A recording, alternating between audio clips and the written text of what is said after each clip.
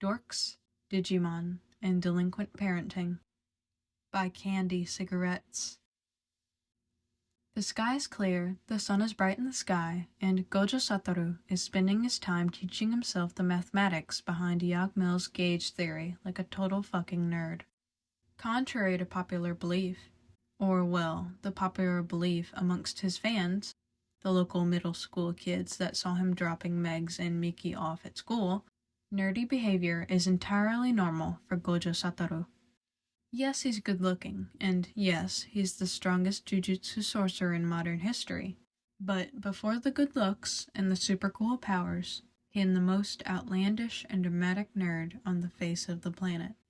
And even if you set aside all the Digimon merch and his lavish suburban apartment for the sake of the argument, you're still left with the world's smartest, prettiest, and most talkative germ. Rumor has it, the world's power balance tipped on Satoru's birthday. Not because of his incredible power, but because of his comically large, geeky, nerdy dork brain, stuffed full of genius bullcrap. So no, Satoru is not out tanning his abs on the beach or day drinking with hot ladies in the VIP sections of some invite-only club.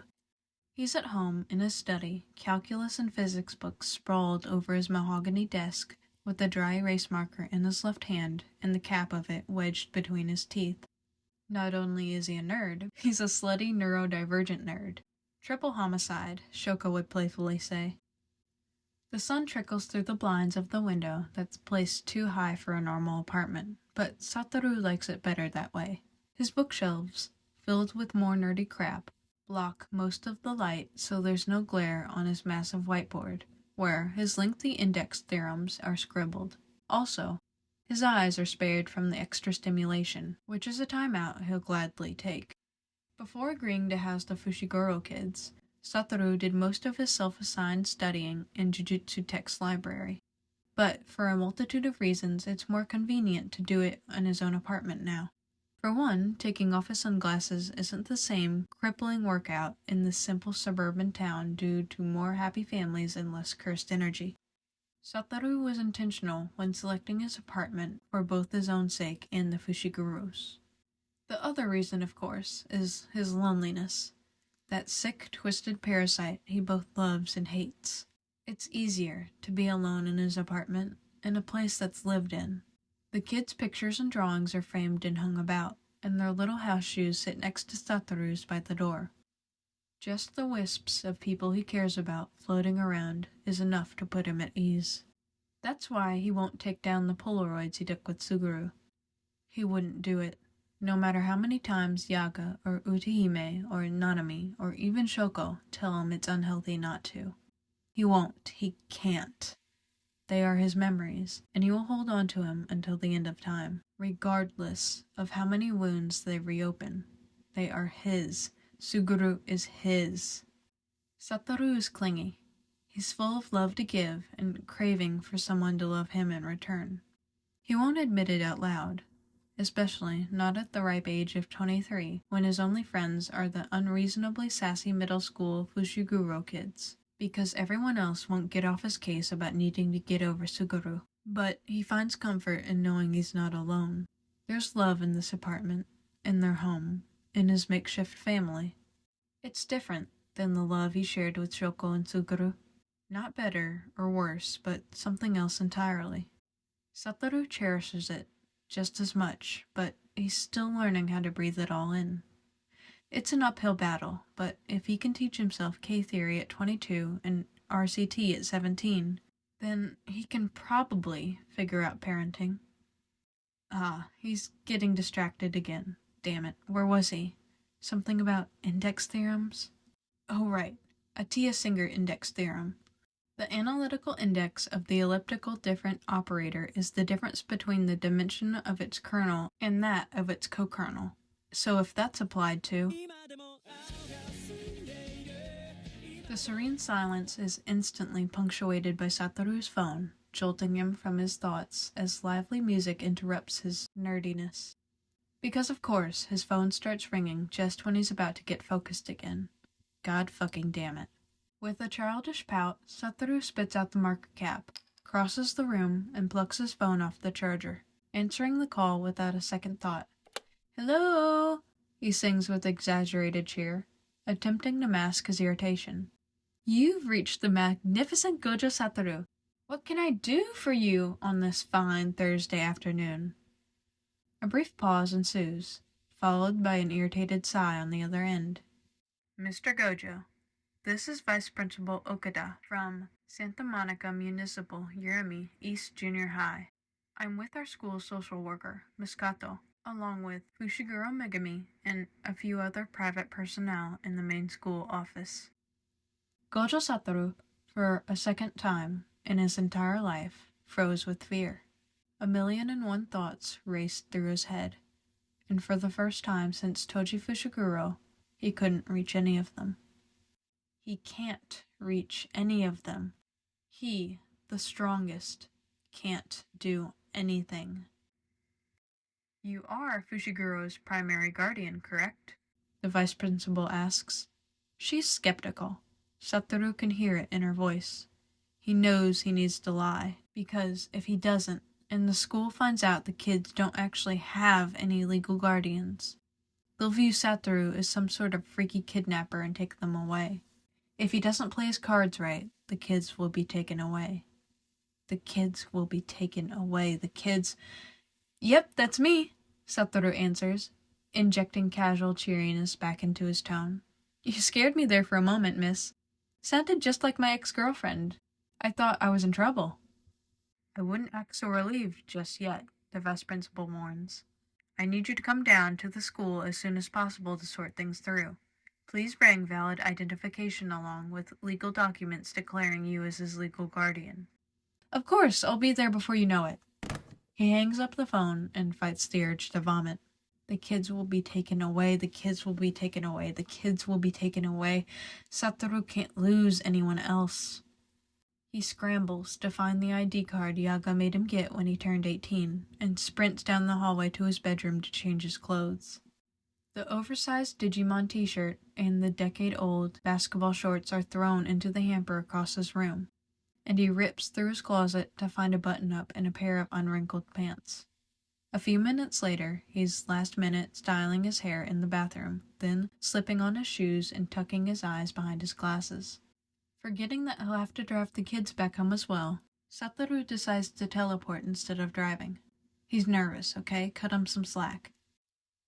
In the main office, the atmosphere is tense. 11-year-old Megami, adorned with bandages and a deep pout, sits slouched in his chair. His tiny hands are wrapped in gauze, holding his Pokemon backpack close to his chest. Satoru tried to push his Digimon agenda but failed miserably, probably due to the sheer power of Megami's godlike pettiness. Still, the sight shatters him, and ignoring the scolding looks from the vice principal and social worker, he rushes to the boy's side. "Holy shit," he curses, kneeling down in front of Megami. His hands, driven by concern, reach for the bandaged face, gently turning it to get a better look at the smaller scrapes and forming bruises. "What happened, Megs? Who did the—" "I'm fine," Megami snaps, pushing Satoru's hands away. "It's not important." "Of course it's important," Satoru blurts. "You're important, and every little dumbass scrape you get is important, so tell me what happened." Megami thought it'd be a good idea to pick fights with the older kids at recess, the vice principal cut in. And I suppose he thought since the principal was out on maternity leave, he could pull a fast one on us and stir up some trouble. But, unlike his other violent outbursts, this one yielded more severe natural consequences. Satoru feels the snap when it happens. He can taste the poison fire dancing on his tongue as he speaks. Violent outbursts? Are you fucking kidding me? Megami stands up against his bullies. He doesn't fight unless he's protecting someone or teaching them a lesson. He's a good kid, not some fucking delinquent. It's not Megami's job to teach other kids a lesson, the social worker cuts in, shooting daggers at Satoru with his eyes. If that's the sort of ideology you're feeding him at home, then this conversation might have to end with a call to Child Protective Services. The kids will be taken away, the kids will be taken away, the kids will be taken away. And on the topic of your unconventional parenting, Mr. Gojo, the vice principal goes on. Your name isn't anywhere in Megami's or his sister's files. Unless you have the paperwork proving you're their legal guardian, neither of these kids are going home with you. The kids. Satoru's mind races, grappling with the sudden predicament that threatens to unravel the fragile family he has built with Megami and his sister. The air in the room thickens with tension as the vice principal's stern gaze and the social worker's scrutiny intensify. His heart is pounding. The lights are too bright, even behind the safety of his shades. Child Protective Services? Why would they? No. He doesn't need to think about their reasoning right now. The threat still looms, and Satoru needs to sort this out quickly. He thinks quickly, but thoroughly. The prime candidate for a solution, Satoru finds, is running away and taking the kids to Jujutsu Tech. They'd be safe there, and they'd grow to love most of it, just like Satoru had with time. Megami would absolutely thrive. He'd find purpose, and be able to funnel this misguided righteousness in the right direction. And while Sumiki can't see curses, she's just as, if not more intelligent than her brother. Her kind heart could do wonders for such a grim industry. Satoru can make it work. Satoru can figure something out. Satoru can fix this. But then, he sees the panic-stricken look on Megami's face, and all hell breaks loose. He can feel his cursed techniques nipping at his fingers as the boy's bottom lip wobbles. Tears threatening to build up in those green eyes. And Satoru swears he will level this whole goddamn building in a matter of seconds. Forget Jujutsu Tech, and fuck this damn-ass middle school. His boy is crying because of these people. He's crying, and Satoru is livid, and Megami is scared, and Satoru's scared too, and it's all... He forces himself to breathe. There is a time and a place for a hollow purple attack. The kid's middle school is not it. Instead, he pulls off his tinted glasses and hands them to Megami. The act is accepted quickly and quietly, with Megami pushing the shades up on his bridge of his nose. They're a bit too big, but they get the job done, blocking his blotchy eyes and unshed tears. Satoru ruffles Megami's hair, forcing another deep breath. Megami hates it when people see him cry. In a desperate attempt to regain control, Satoru turns back to face the vice principal, too much antsy to sit down.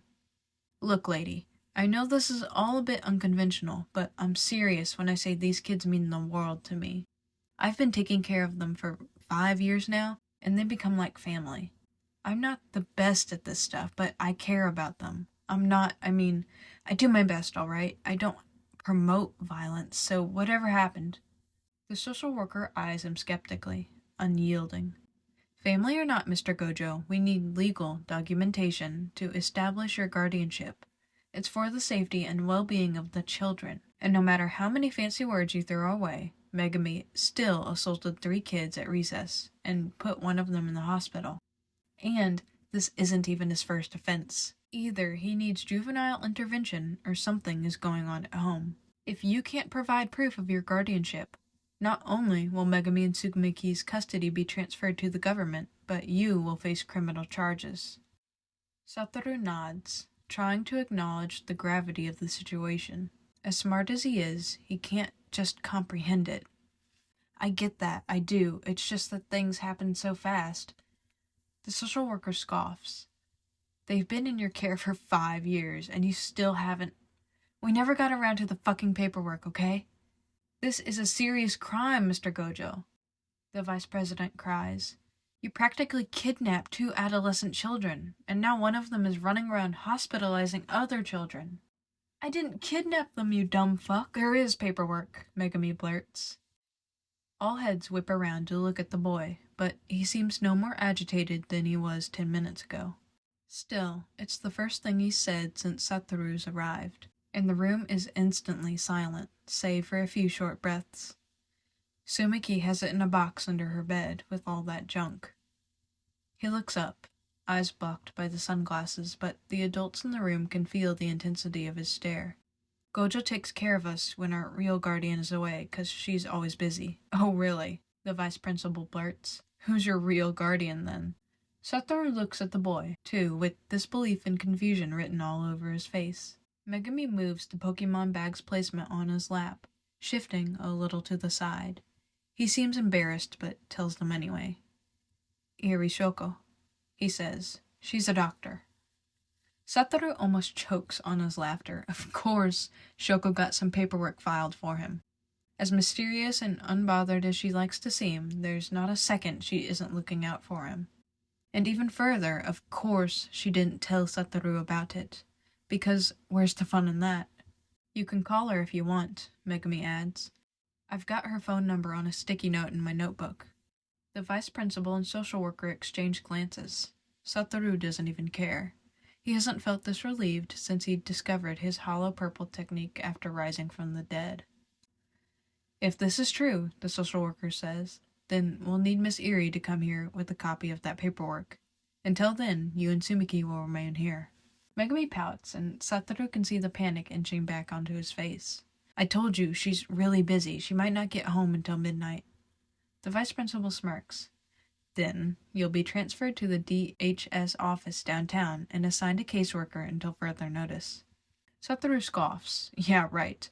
Now that he knows Shoko put some forethought into Satoru's parenting expedition, his nerves are dwindling into an unhealthy amount of arrogance. He wants this lady to test him, just so he can laugh and spit in her ugly fucking face. "I'll call her," Satoru chimes in. "I'm sure she'll make an exception for her kids." And so he does. He has Shoko on speed dial, and she picks up on the first ring with an annoyed groan and a string of cuss words.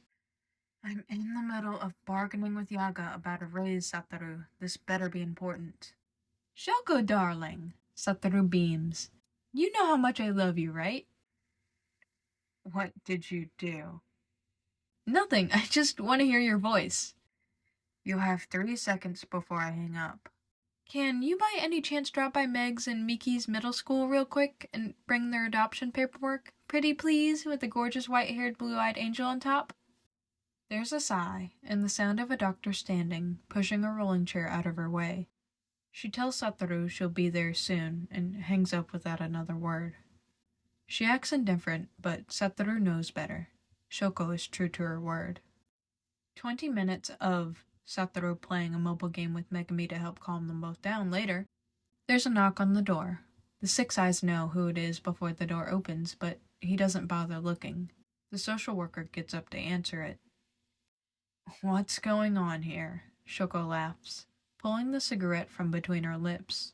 She smiles flippantly and strolls into the room and ruffles Megami's hair. Behind her, the school cop follows. Megami, who is usually stone-faced and pouty, looks like he's seen the ghost of Marie Antoinette. Apparently, he didn't think this plan would work. Luckily, Satoru is very convincing. "Who?" the vice principal begins. Shoko cuts her off by using the big mahogany desk as an ashtray, squishing her cigarette out next to the pencil sharpener. "Iri Shoko," she says between a yawn. She pulls out some folded, crinkled papers out of her doctor's coat and drops them on the vice principal's desk. "Megami and Sumiki's legal guardian, but I'm a mortician and a bad bitch, so I leave all parenting stuff to Ocean Eyes over here." She bumps shoulders with Satoru, a wide, devilish grin painted on her tired face. "So if that's everything, I'd like to get going." "What? Wait, no we haven't spoken about Megami fighting." Shoko yawns again, this time faker and more dramatic. "Don't care, didn't ask, so what if he thinks he's tough shit? At least he uses it for good. Maybe you should focus on the kids doing the actual bullying, instead of the one with enough balls to step in. Still, you can't—" "Come on, Megs, we're going to get your sister and go out for ice cream," Shoko says. "You too, Satoru. God, you look so stressed. Want a cig?" Satoru smirks. "I'd rather die, you psycho. Let's go get ice cream." The sky is clear, the sun is setting, and Satoru Gojo is spending his time sitting next to his friend on a park bench, watching the two kids laugh on the swings. Shoko traded her cigarette for a small cup of cookie dough ice cream. Satoru works his way through a massive cotton candy ice cream cone. "So," Satoru says, how'd you get that paperwork? Is it legit?" "Uh-huh." Shoko laughs. Well, mostly legit. I had to forge Toshi Fuchiguro's signature, but other than that, yeah. Legally, they're Megami and Sumiki Eri. Satoru shares the laughter with cotton candy flavor on his tongue. You're a fucking lifesaver, Shoko. Yeah, that's my job, literally, she says. Originally, I only claimed custody to prank you. If I'm being honest, I didn't think you'd want to keep them around for this long. And I had this whole plan to move them into jujutsu tech when you felt like getting rid of them. I'm both insulted and flattered, Satoru huffs. Thanks, I guess. Your dumb prank ended up coming in handy. Shoko rolls her eyes. Yeah, like you aren't the king of dumbass pranks. She takes another spoonful of her ice cream and lets a couple moments pass. Sumiki cheers for Megami when he jumps off his moving swing all by himself, and he tries his best to be cool about it when there are emerald stars in his eyes. They're good for you, Satoru, Shoko whispers. It's about time you found somewhere to funnel your energy. It's not for the reason you think, though. I just want Megami to get strong enough to keep up with me. I don't want to be alone at the top. Shoko chuckles at that. Yeah, okay, she mutters, full of sarcasm. They're mine on paper, but Satoru, put those famous eyes to use, will you? That bright little girl is your daughter, and that strong little boy is your son. Satoru takes off his shades. He sees Megami smiling at his sister from the top of the play structure, bandages slipping off his hands. Sumiki smiles back, waving her arms and jumping up and down just so her little brother knows how amazing he is. You've taught yourself so much. You're smart, and you know it. But take my word on this one, okay, Einstein? She stands up and throws her empty bowl and spoon in the trash can next to the bench.